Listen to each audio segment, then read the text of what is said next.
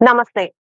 ഇറാനും യുഎസും തമ്മിൽ കൈകോർക്കുമ്പോൾ സഹിക്കാൻ പറ്റാത്തത് ഇസ്രായേലിനാണ്. ബെഞ്ചമിൻ നെതന്യാഹുവിനാണ്. അല്ലെങ്കിൽ ഇസ്രായേലിന് തന്നെയാണ് എന്ന് വയ്ക്കൂ. അങ്ങനെ ഇസ്രായേൽ ഇതിനിടയിൽ ചില കുത്തിക്കളികളൊക്കെ തുടങ്ങിയിട്ടുണ്ട്. ആ കുത്തിക്കളികൾ ഇനിയും തുടരുകയാണ് എന്നുണ്ടെങ്കിൽ നമ്മൾ കാണാൻ പോകുന്നത് അടുത്ത ഒരു വർഷത്തിനുള്ളിൽ ഇസ്രായേലിനെതിരെ പുതിയൊരു സഖ്യം ഉയർന്നു വരുന്നുണ്ട്. ആ സഖ്യം ഇസ്രായേലിനെ അടിച്ച് നിലം പരിശാക്കുന്നതായിരിക്കും. വെറുതെ പറയുന്നതല്ല. ഇതിന് കാരണങ്ങളുണ്ട്. നമുക്കറിയാം, പശ്ചിമേഷ്യൻ യുദ്ധം അവസാനിക്കേണ്ടത് എല്ലാവരുടെയും ലോകരാജ്യങ്ങളുടെ മുഴുവനും ആവശ്യമാണ്. കാരണം അതിൽ ഏറ്റവും പ്രതിസന്ധിയിലായി പോയത് ഹോർമോസ് സ്ട്രെയ്റ്റ് ആണ്. ഇതുവഴിയാണ് മേജർ പോർഷൻ ഓയിലുകളും വന്നുകൊണ്ടിരുന്നത്. അങ്ങനെയാണ് എല്ലാ രാജ്യങ്ങളിലേക്കും ഊർജ ഉപഭോഗത്തെക്കുറിച്ച് ചിന്തയില്ലാത്ത രീതിയിൽ ഊർജ ഉപഭോഗം നടത്താൻ സാധിച്ചതും. അപ്പോ ഇതിൽ നമ്മൾ ഇന്നലെ പറഞ്ഞതുപോലെ തന്നെ ട്രംപിന്റെ ചില പ്രവർത്തനങ്ങളുണ്ട്. ട്രംപ് ഇതിൽ നിന്ന് നല്ല മുതലെടുപ്പ് നടത്തിയിട്ടുണ്ട്. ഒന്നും കാണാതെ ചാടി ഇറങ്ങി ഇപ്പൊ തന്നെ അമേരിക്ക വമ്പൻ ലക്ഷം കോടികളുടെ വമ്പൻ സഹായമാണ് ഇറാന് കൊടുത്തിരിക്കുന്നത്. എന്തിനാണ്? പുനർനിർമ്മാണത്തിനാണ്. അമേരിക്ക കടന്നുപോയ, അമേരിക്ക കണ്ണുവെച്ചിട്ടുള്ള സ്ഥലങ്ങളെല്ലാം നിങ്ങൾ നോക്കിക്കോളൂ. കാലകയൻ വന്നു കയറി പോയതുപോലെയാണ്. അവിടെ ഇത്തരത്തിൽ വലിയ വിഷയങ്ങൾ ഉണ്ടാക്കി അടിച്ച് ചാമ്പലാക്കി ഇറാനും തിരിച്ച് പ്രതിരോധിച്ചു കേട്ടോ. ഇറാന്റെ പ്രതിരോധത്തിന് മുമ്പിൽ സത്യത്തിൽ അമേരിക്ക സറണ്ടർ പറയുകയാണ്. അമേരിക്കയ്ക്ക് വേറെ നിവൃത്തിയില്ല. ട്രംപിന് ഇപ്പൊ വലിയ പ്രശ്നത്തിൽ അകപ്പെട്ടിരിക്കുകയാണ്. മിഡ് ടേം പോൾ നവംബറിൽ വരികയാണ്. ആ വിഷയം നമ്മൾ ഇന്നലെ പറഞ്ഞതാണ്. ഞാൻ പറയാൻ ഉദ്ദേശിച്ച കാര്യം, പുതിയൊരു സഖ്യം ഉടലെടുത്തിട്ടുണ്ട്. ആ സഖ്യം ഇസ്രായേലിനെ അടിക്കുമെന്നുള്ളതാണ്. അതും ഒരു വർഷത്തിനുള്ളിൽ. എന്തുകൊണ്ട്? ഇസ്രായേൽ വീണ്ടും ലെബനനെ കരുവാക്കാൻ ശ്രമിക്കുകയാണ് എന്നുണ്ടെങ്കിൽ അവരിനി ഒന്നും നോക്കില്ല. ഇറാൻ കൃത്യമായിട്ടാണ് പറഞ്ഞിരിക്കുന്നത്, ലെബനൻ കൂടി ഞങ്ങളുടെ പദ്ധതിയിൽ പെടുന്നതാണ്. ലെബനനെ പൂർണ്ണമായും ഇതിൽ നിന്ന് അവരെ ആക്രമിക്കാനേ പാടില്ല എന്നുള്ളത് ഇറാൻ കൃത്യമായി പറയുകയും ചെയ്തിട്ടുണ്ട്. അതുകൊണ്ടാണ് ട്രംപിന് വീണ്ടും ഇസ്രായേൽ അവിടെ കയറി കുത്തിത്തിരിപ്പുണ്ടാക്കുമ്പോൾ സഹിക്കാൻ കഴിയാത്തത്. ഹിസ്ബുള്ളയ്ക്ക് വേണ്ടി എല്ലാം നശിപ്പിക്കണോ എന്നുള്ള ചോദ്യമൊക്കെ ട്രംപിന്റെ ഭാഗത്തു നിന്ന് ഉയരുന്നത് ഇതുകൊണ്ടാണ്. ഈ സമാധാന കരാറിൽ ഒപ്പുവെക്കാതിരിക്കാൻ വേണ്ടുന്ന കുൽസിത പ്രവർത്തനങ്ങളെല്ലാം തന്നെ ചെയ്യുന്നുണ്ട് ഇസ്രായേൽ. ഇപ്പൊ തന്നെ ലെബനനിൽ സ്കൂളുകൾ ആക്രമിക്കുക, സിവിലിയന്മാരെ കൊല്ലുക, ലെബനീസ് നഗരങ്ങളിൽ ടാങ്കുകളും ബുൾഡോസറുകളുമായിട്ടൊക്കെ പ്രവേശിക്കുക തുടങ്ങിയ കാര്യങ്ങളൊക്കെ ചെയ്യുകയാണ്. രണ്ട് കൂട്ടർ തമ്മിൽ നടത്തിക്കൊണ്ടിരുന്ന യുദ്ധമാണ്. സത്യത്തിൽ ഫെബ്രുവരി 28-ന് ഇസ്രായേൽ ഖമനയി ഉൾപ്പെടെ അവരുടെ എല്ലാ മേധാവികളെയും അരിഞ്ഞെറിഞ്ഞു കളഞ്ഞ ശേഷമാണ് ട്രംപ് അല്ലെങ്കിൽ US ഇതിലേക്ക് പ്രവേശിക്കുന്നത്. USനെ പ്രവേശിപ്പിക്കേണ്ട ഒരു സാഹചര്യത്തിലേക്ക് കൊണ്ടുവരികയാണ് കാര്യങ്ങൾ ചെയ്തത്. ഇപ്പോഴും നിങ്ങൾ ശ്രദ്ധിച്ചിട്ടുണ്ടാവും, ട്രംപ് ചില കാര്യങ്ങൾ പറയുമ്പോൾ ഇത്ര വിധേയത്വപ്പെട്ട് നിൽക്കുന്നു എന്ന് അനുമാനിക്കപ്പെടുന്ന ഇസ്രായേൽ പറയുന്നത്, അത് ഞങ്ങൾ നോക്കിക്കോളാം, അത് നിങ്ങൾ നോക്കേണ്ട ആവശ്യമില്ല, ട്രംപ് അവിടെ മിണ്ടാതിരുന്നാ മതി എന്നാണ് പറയുന്നത്. അത് എന്തുകൊണ്ടാണ്? അതിന്റെ കാരണമാണ് നമ്മൾ ഇന്നലത്തെ വീഡിയോയിൽ പറയുന്നത്. US സാമ്പത്തിക ശക്തി കൈയടക്കി വെച്ചിരിക്കുന്നത് ജൂതന്മാരാണ്. അതുപോലെ തന്നെ ആയുധ വിപണിയിലേക്ക് ഇറങ്ങി നോക്കിയാലും അത് മുഴുവനും ഏതാണ്ട് പ്രൈവറ്റ് സെക്ടറുകളിലായിട്ടാണ് നിലകൊള്ളുന്നത്. ഈ പ്രൈവറ്റ് സെക്ടറുകളിൽ നിലകൊള്ളുന്ന ഇത്തരം കാര്യങ്ങളുടെ ഒരു മേജർ പോർഷനും ജൂതന്മാരുടെ കയ്യിൽ തന്നെയാണ്. അപ്പൊ ഇതിൽ ട്രംപിനും വലിയ രീതിയിൽ ഡെപ്പോസിറ്റുകൾ ഉണ്ട്. ട്രംപും ഇതിൽ നിക്ഷേപിച്ചിട്ടുണ്ട്. അപ്പോ ട്രംപിനെ സംബന്ധിച്ച് ഇതിൽ നിന്ന് കഴിച്ചിലാകാനായിട്ട് കഴിയില്ല തന്നെ. അതാണ് ട്രംപ് പെട്ടുപോയ ഒരു കാര്യം. അതുകൊണ്ടാണ് ഇവർ ജൂതന്മാർ പറയുന്നിടത്ത് ട്രംപിന് നിൽക്കേണ്ടി വരുന്നത്. കാരണം ട്രംപിനെ നിലനിർത്തുന്നത് ജൂതന്മാരാണ്. ചികഞ്ഞു പോയി അന്വേഷിച്ച് നോക്കിയാൽ ഇത് തന്നെയാണ് സത്യം. നമ്മൾ പറയും ട്രംപിന്റെ ഔദാര്യത്തിൽ അല്ലെങ്കിൽ US ഔദാര്യത്തിൽ വളർന്നു വന്ന രാജ്യമാണ് ഇസ്രായേൽ, അതുകൊണ്ട് ആഹാഹ ഓഹോഹോ എന്ന് പറയും. പക്ഷേ ജൂതന്മാരുടെ ബുദ്ധി എന്ന് നമ്മൾ എപ്പോഴും പറയാറില്ല. ഈ ജൂതന്മാരുടെ ബുദ്ധി എന്ന് പറയുന്നിടത്താണ് അവൻ പലിശക്ക് കൊടുക്കാനും കൃത്യമായിട്ട് അവന്റെ ബിസിനസ്സും കാര്യങ്ങളും എല്ലാം ജൂതൻ കൈവയ്ക്കുന്ന മേഖലയിലൊക്കെ വലിയ രീതിയിൽ പ്രാവീണ്യം നേടിയിട്ടുണ്ട്. അപ്പോൾ എല്ലാം പിടിച്ചടക്കാൻ വേണ്ടുന്നത് എന്തോ അത് ജൂതന്മാരുടെ ബ്ലഡിലുണ്ട്. കാരണം അവരുടെ വരവ്, അവരുടെ ഒരു വംശം അനുഭവിച്ചിട്ടുള്ള യാതനകൾ, ഇതെല്ലാം ചേർന്നും ഒക്കെ വന്നിട്ടുള്ള അവരുടെ സംസ്കാരവുമായി ബന്ധപ്പെട്ടൊക്കെ ചേർന്ന് കിടക്കുന്നതാണിത്. എന്തായാലും ഇങ്ങനെ നമ്മൾ പറഞ്ഞു വന്ന കാര്യം എന്ന് പറയുന്നത് ലെബനീസ് ടൗണുകളിലെല്ലാം തന്നെ ടാങ്കുകളും ബുൾഡോസറുകളുമായിട്ടൊക്കെ പ്രവേശിക്കുകയും ഒക്കെ ചെയ്യുന്നുണ്ട്. അപ്പൊ ഈ പറഞ്ഞ ദൗത്യം, അതായത് യുഎസിന്റെ അടുത്ത് ഇറാൻ പറഞ്ഞത് ലെബനനെ വെറുതെ വിടണം എന്നുള്ളതാണ്. അപ്പൊ അങ്ങനെ കേട്ടില്ലെങ്കിൽ ഞങ്ങൾ കയറി അടിക്കുമെന്നും പറഞ്ഞിട്ടുണ്ട്. അടിക്കും എന്നുള്ളത് 100ക്ക് 101% ഉറപ്പിച്ച് പറഞ്ഞിട്ടുണ്ട് ഇറാൻ. ഞങ്ങൾ ഇനിയും അടിക്കും. അപ്പൊ ഇറാനെ എല്ലാവരും സത്യത്തിൽ പറഞ്ഞു കഴിഞ്ഞിട്ടുണ്ടെങ്കിൽ അണ്ടർ എസ്റ്റിമേറ്റ് ചെയ്തു. ഇറാൻ ഇനി എന്ത് ചെയ്യാനാ? യുഎസിനെ പോലെ ഒരു വമ്പൻ രാജ്യം വന്ന് അടിച്ചു കഴിഞ്ഞിട്ടുണ്ടെങ്കിൽ സത്യത്തിൽ എന്ത് ചെയ്യാനാണ് എന്നൊക്കെയാണ് ചിന്തിച്ചുകൊണ്ടിരുന്നത്. ഇതൊക്കെ വരുമ്പോൾ ഞാനും ചിന്തിച്ചിട്ടുള്ളത് അത്തരത്തിൽ തന്നെയാണ്. പക്ഷേ ഇറാന്റെ ഒരു പ്രതിരോധവും കാര്യങ്ങളും ഒക്കെ നമ്മൾ പഠിച്ചു പോയിട്ടുണ്ടെങ്കിൽ മനസ്സിലാവുന്നത് ഏതാണ്ട് 47 വർഷത്തോളം ഇവർ ഈ അറ്റാക്ക് പ്രതീക്ഷിച്ചിട്ടുണ്ട്. ഇവർ പല രീതിയിൽ പരുവപ്പെട്ടു വന്നതാണ്. ഇപ്പൊ മതഭരണത്തിന് കീഴാണെങ്കിലും ഇതിന്റെ സംസ്കാരം, ഇറാന്റെ ഒരു സംസ്കാരം എന്ന് പറയുന്നത് അതിവിപുലമാണ്.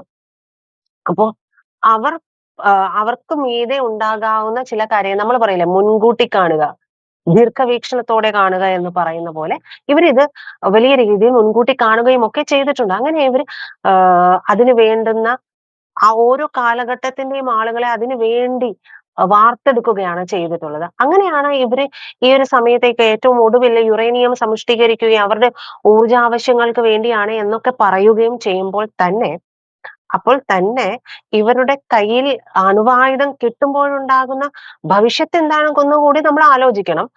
ഊർജോപഭോഗത്തിന് വേണ്ടിയാണെങ്കിൽ ശരി, അത് ശരിവെക്കാവുന്നതാണ്. പക്ഷെ ഇത്രയേറെ ഊർജ സമ്പത്ത്, അല്ലെ, ക്രൂഡൊക്കെ കയ്യിലുള്ള ഇവർക്ക് എന്താണ് ഇത്രമേൽ ഊർജത്തിന് പ്രതിസന്ധി ഉണ്ടാവാൻ കാരണം? അവിടെയാണ് അവരുടെ ലക്ഷ്യം മറ്റൊന്നാണ് എന്ന് നമ്മൾ ചിലപ്പോഴെങ്കിലും ചിന്തിച്ചു പോകുന്നത്. ഇനി അത് അവരുടെ പരമാധികാരത്തിന്റെ കാര്യമാണ്. അതിനുമേൽ കടന്നു കയറുകയാണ് യുഎസ് ചെയ്യുന്നത്, ഇസ്രായേൽ ചെയ്യുന്നത്. ഇസ്രായേലും യുഎസും തമ്മിലുള്ളത് ഇസ്ലാമിക ജൂത വിരോധമാണ്. അതിന് പതിറ്റാണ്ടുകൾ, അല്ലെ, ദശാബ്ദങ്ങളുടെ പഴക്കമുണ്ട് എന്നുള്ളതാണ്. അങ്ങനെ ഉള്ള ഒരു വിഷയം കൂടി ഇതിലേക്ക് വരുന്നുണ്ട്. എന്തായാലും ശരി തന്നെ, അത് അവിടെ നിൽക്കട്ടെ. ഇത്രയും കാര്യങ്ങളൊക്കെ ഉണ്ട്. അപ്പോ ഇനി കരാർ നിലവിൽ വരികയും ഒപ്പം ലെബനിലേക്ക് ഇസ്രായേൽ പ്രവേശിക്കുക കൂടി ചെയ്യുകയാണ് എന്നുണ്ടെങ്കിൽ കരാർ ലംഘിച്ചുകൊണ്ടുള്ള ഒരു ആക്രമണം സ്വാഭാവികമായിട്ടും ഇറാന്റെ ഭാഗത്തു നിന്ന് ഉണ്ടാകും. അത് ഉറപ്പായിട്ടുള്ള കാര്യമാണ്. ഇറാന്റെ IRGCയിലെ ചില യൂണിറ്റുകളൊക്കെ തന്നെ ലെബനിലേക്ക് ഇറാഖി, സിറിയൻ പ്രോക്സി ഗ്രൂപ്പുകളുടെ ഒപ്പം നീങ്ങാനുള്ള സാധ്യതകളും ഒക്കെ ഉണ്ട്. ഇവരെല്ലാം കണക്ക് കൂട്ടി തന്നെയാണ്. കാരണം അവർക്ക് അറിയാം, അവർക്ക് പിടിച്ചു നിന്നേ പറ്റും. യുഎസിന്റെ മുമ്പിൽ, ഇസ്രായേലിന് മുമ്പിൽ അടിയറവ് പറയാൻ കഴിയില്ല എന്നുള്ളത് തന്നെയാണ് അവർ തെളിയിച്ചു തന്നിട്ടുള്ളത് ഇതുവരെയും, ഈ നിമിഷം വരെയും എന്നുള്ളത് കൊണ്ടാണ്. അതുകൂടാതെയാണ് നമ്മൾ ആദ്യം പറഞ്ഞ ഒരു കാര്യത്തിലേക്ക് വരുന്നത്. ഈജിപ്റ്റ് ഉൾപ്പെടുന്ന ഒരു പുതിയ അറബ് ഒട്ടോമൻ പേർഷ്യൻ സഖ്യം അവിടെ രൂപപ്പെട്ടു വരുന്നതായിട്ട് നമ്മൾ സൂക്ഷ്മമായി പരിശോധിച്ചു കഴിഞ്ഞിട്ടുണ്ടെങ്കിൽ കാണാൻ സാധിക്കും എന്നുള്ളതാണ്. അങ്ങനെയെങ്കിൽ ഇസ്രായേൽ ഈ കളി നിർത്തിയില്ലെങ്കിൽ, ഈ കളി തീക്കളിയാണ്, അത് നിർത്തിയില്ല എന്നുണ്ടെങ്കിൽ ഈ ഒരു സഖ്യമായിരിക്കും ഇസ്രായേലിനെ 1 വർഷത്തിനുള്ളിൽ അടിക്കുക. ആ അടി എന്ന് പറയുന്നത്, നമ്മൾ പറയും ഷിൻബെറ്റുണ്ട്, മൊസാദുണ്ട്, ഇസ്രായേലിന് അതുണ്ട് ഇതുണ്ട് എന്നൊക്കെ പറയുമ്പോഴും ഇറാൻ ഈ കഴിഞ്ഞു പോയ നാളുകളിലെല്ലാം പിടിച്ചു നിന്ന ഒരു കാര്യം ആലോചിക്കണം. അങ്ങനെയുള്ള ഈ ഒരു സഖ്യം, അങ്ങനെ ഉള്ള അത്തരത്തിൽ പരുവപ്പെട്ടിട്ടുള്ള ഒരു സഖ്യമാണ് ഈ രൂപപ്പെട്ടിരിക്കുന്നത്. ആ സഖ്യം രൂപപ്പെടുകയാണ് എന്നുണ്ടെങ്കിൽ ഇസ്രായേലിന് എത്രത്തോളം പിടിച്ചു നിൽക്കാൻ കഴിയും എന്നുള്ളത് നമുക്കറിയില്ല.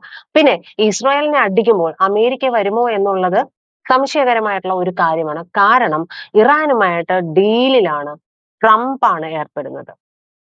ട്രംപിന്റെ ബിസിനസ് പരമായിട്ടുള്ള കാര്യങ്ങളാണ് അവിടെ നടപ്പിലാകാൻ പോകുന്നത് എന്നുള്ളത് ഉറപ്പായിട്ടുള്ള കാര്യമാണ്. ട്രംപ് ഒന്ന് കാണാതെ ഒന്നും ചെയ്യില്ല. കാരണം ട്രംപ് ഇപ്പോഴും, നമ്മൾ വിചാരിക്കാൻ പൊട്ടൻ ട്രംപ് മണ്ടനാണ്, നാഴിക 40 വട്ടം ഇങ്ങനെ മാറ്റി പറയും, ഒരു ദിവസം 24 36 നുണ പറയും എന്നൊക്കെ നമ്മൾ പറയുന്നുണ്ട്, പറഞ്ഞു കേൾക്കുന്നുണ്ട്. പക്ഷേ അതിവിദഗ്ധനാണ്, കൗശലക്കാരനാണ് ട്രംപ് എന്നുള്ളത് നമ്മൾ മനസ്സിലാക്കിക്കൊള്ളുക.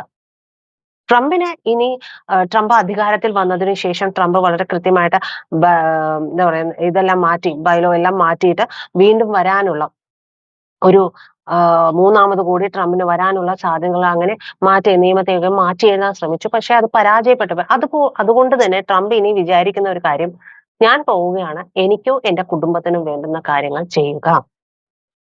അങ്ങനെ അവരുടെ ബിസിനസ് സാമ്രാജ്യം കൃത്യമായിട്ട് വിപുലീകരിക്കുക, അതിൽ ലാഭമുണ്ടാക്കുക എന്നുള്ളതാണ്.